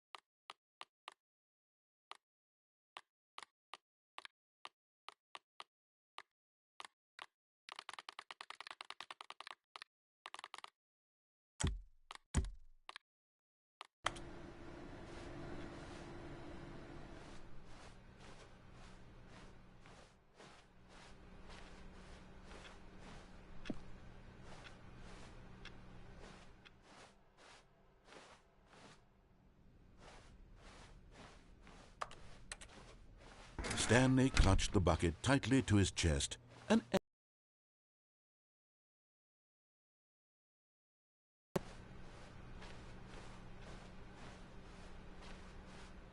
still no one was here. Stanley needed the bucket's warmth and comfort now more than ever.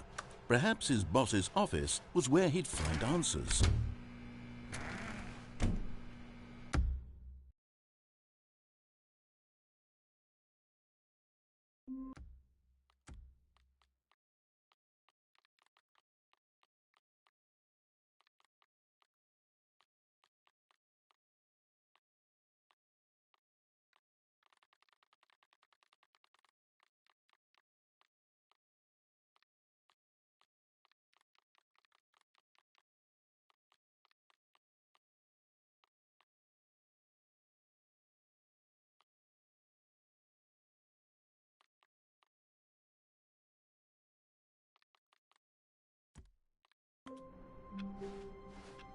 Someone was following Stanley. He was sure of it.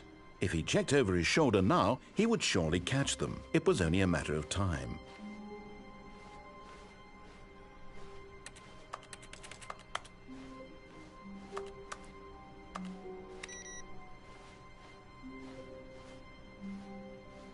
Stanley lifted the bucket into his arms, and a wave of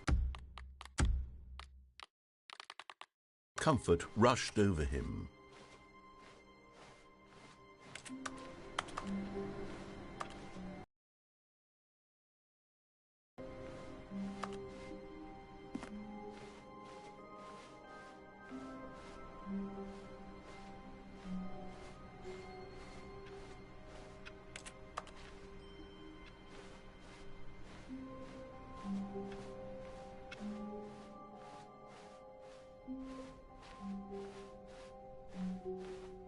Stanley clutched the bucket tightly to his chest and entered the door on his left.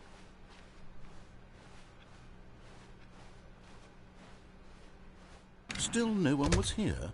Stanley needed the bucket's warmth and comfort now more than ever. Perhaps his boss's office was where he'd find answers. Oh, Stanley, can you feel it? The broom closet. It wants the bucket. You can feel that, can't you? The aura of jealousy? It's as clear as day. This broom closet believes it deserves the bucket. I can really feel it now. It's a bucket. It belongs in a broom closet. That's what the broom closet is trying to say here. It's supposed to go with the other cleaning supplies. Good for you, Stanley. Don't give in. Coming to a staircase, Stanley and the bucket walked upstairs to the boss's office.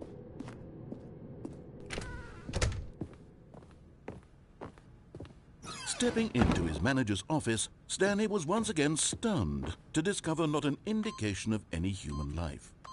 Crushed by the weight of this revelation, Stanley may have broken down into but Stanley guessed the correct code by sheer luck. Was it that the bucket knew all along? Was the bucket guiding him? Yes, this is certainly the most logical explanation.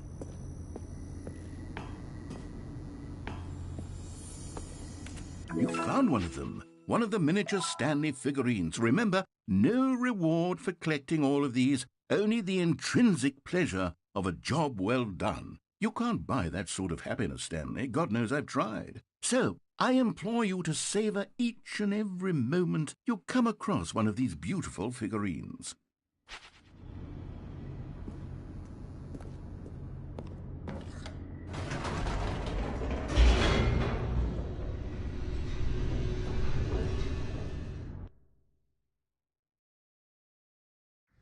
The elevator raced downward, plummeting towards an unknown fate.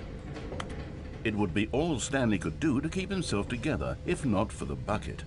Soothing him, comforting him, reassuring that in this darkest moment of uncertainty, he would be all right. The bucket is here for you, Stanley. Everything will be fine. Stanley and the bucket walked straight ahead through the large door that read, Mind Control Facility.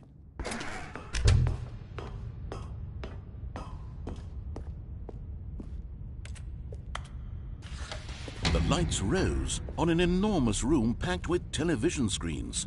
What horrible secret did this place hold? Stanley and the bucket both wondered to themselves.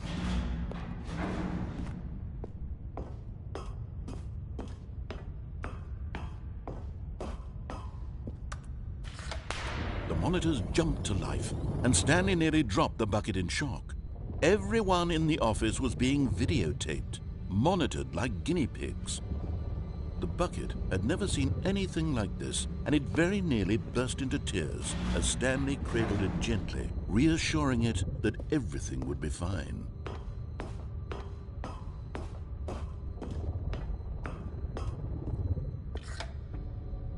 Was the bucket under the mind control facility's influence as well? Had the bucket been told to do things it didn't wish to do? What kinds of things does a bucket want to do or not want to do in the first place? These questions raced furiously in Stanley's feeble mind. No! He screamed into the bucket. He couldn't accept it. His own life in someone else's control, never! He squeezed the bucket tighter. His one friend in the entire world. At this point, he could trust no one except for the bucket.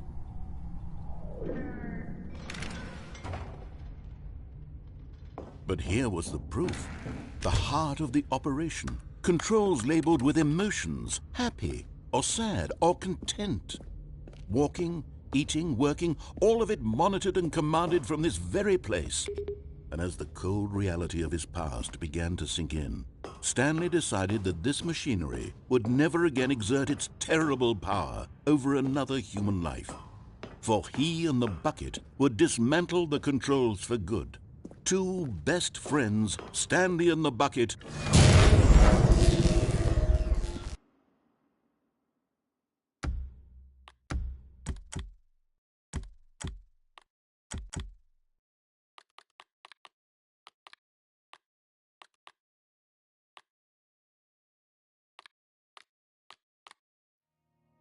Stanley and the bucket waited in blackness. Was it over? Yes, they had done it. Stanley and the bucket had defeated their greatest and darkest enemy, freed themselves from the tyrannical grip of the evil mind control machine. Freedom was now mere moments away.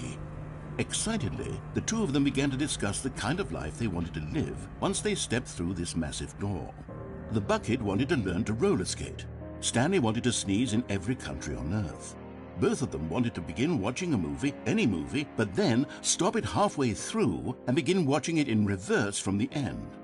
True, it was a simple life they envisioned, but it was one they'd lived together, with one another to lean on, to trust, to support. What?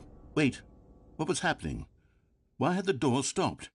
Was Stanley and the bucket not about to be freed? An unbearable silence filled the room, lingering in uncertainty, until finally the truth hit Stanley square in the face. This building did not want the bucket to leave. Even the facility itself recognized the incredible calming presence of the bucket, needed the soothing warmth of the bucket, would go to any lengths not to part with the bucket. No. Stanley can't leave this place, not while he has such a precious bucket in his arms, not while this building has anything to say about it. Stanley realized he would never again leave this very room, but at least he has the bucket. To be trapped eternally in darkness isn't really so bad, Stanley thought to himself. As long as I have my bucket with me, right? I'll be okay, won't I? Stanley gulped. Very soon now, he was about to find out.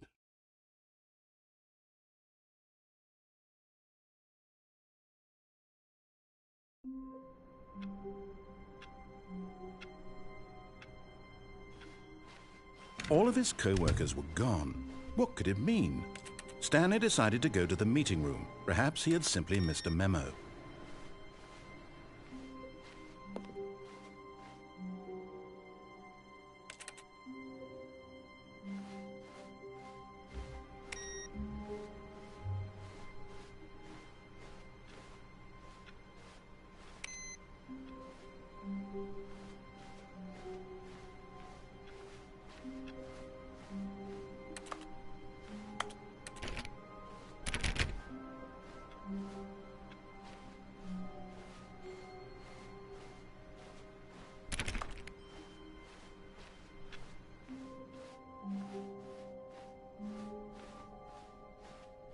When Stanley came to a set of 2 open doors, he entered the door on his left.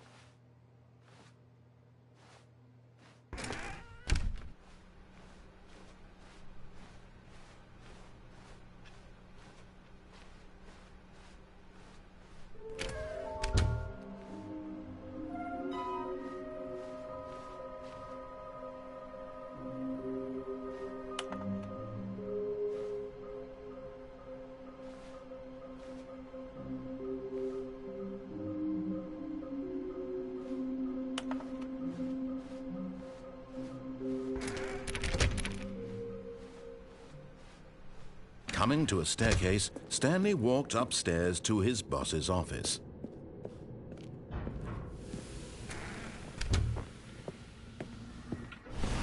Here's the door, just go.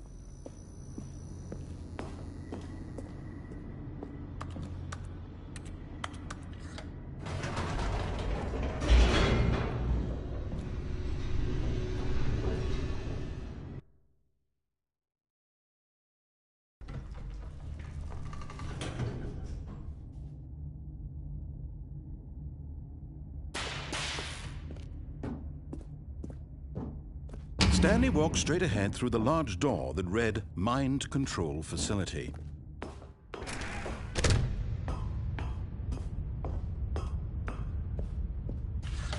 The lights rose on an enormous room packed with television screens. What horrible secret did this place hold? Stanley thought to himself. Did he have the strength to find out?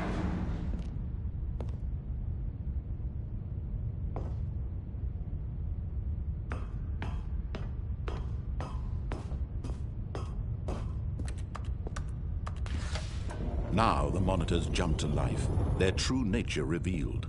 Each bore the number of an employee in the building, Stanley's co-workers. The lives of so many individuals reduced to images on a screen, and Stanley, one of them, eternally monitored in this place where freedom meant nothing.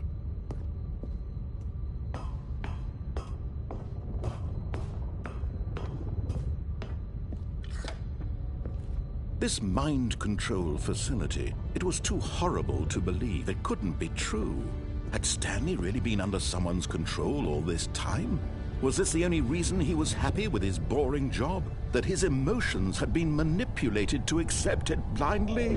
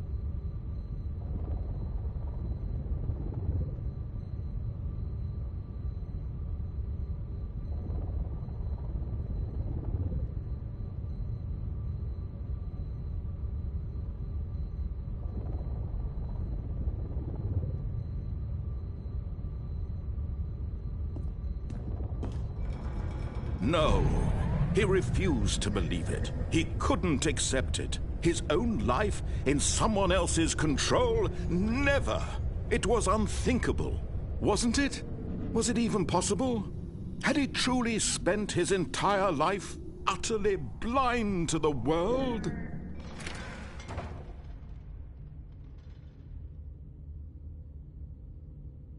But here was the proof, the heart of the operation. Controls labeled with emotions, happy or sad or content, walking, eating, working, all of it monitored and commanded from this very place. And as the cold reality of his past began to sink in, Stanley decided that this machinery would never again exert its terrible power over another human life. For he would Oh, Stanley, you didn't just activate the controls, did you? After they kept you enslaved all these years, you go and you try to take control of the machine for yourself. Is that what you wanted? Control? Oh, Stanley, I applaud your effort, I really do. But you need to understand, there's only so much that machine can do. You were supposed to let it go, turn the controls off, and leave.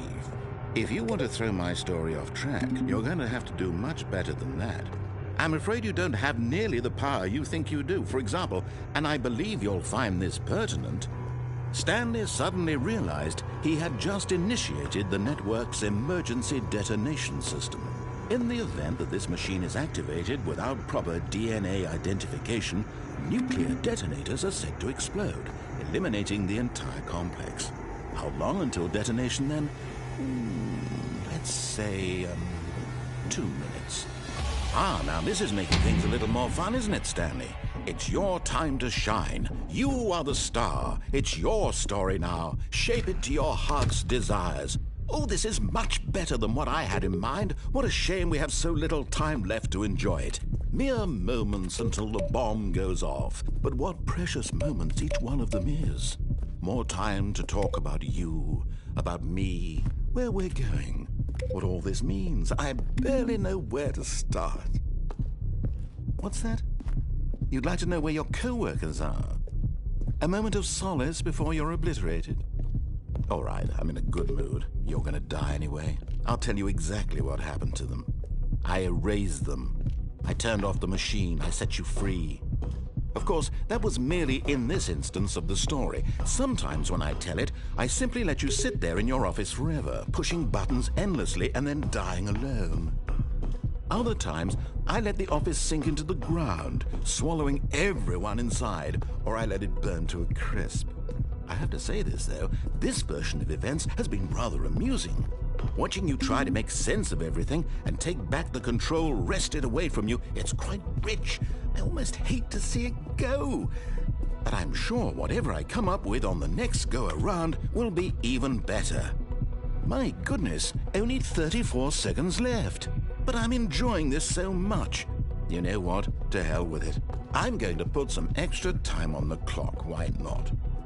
These are precious additional seconds, Stanley. Time doesn't grow on trees.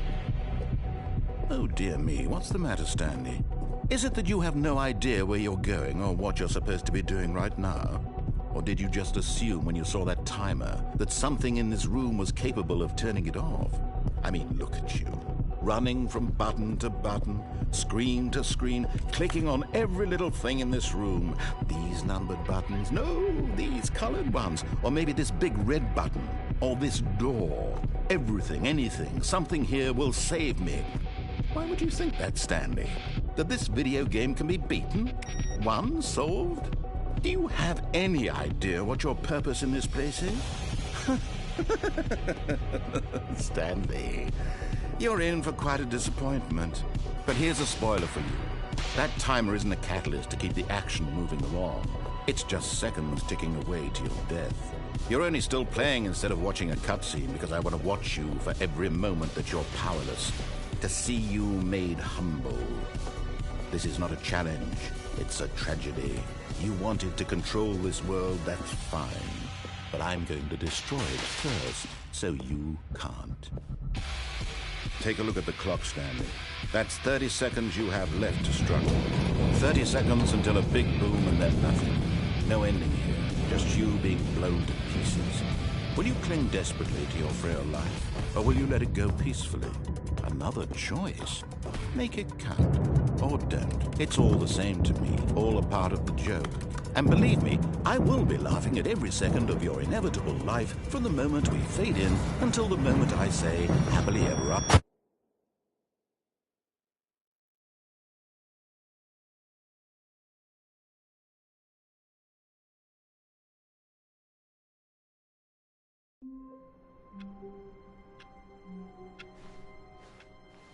All of his co-workers were gone. What could it mean? Stanley decided to go to the meeting room. Perhaps he had simply missed a memo. No matter how hard Stanley looked, he couldn't find a trace of his co-workers.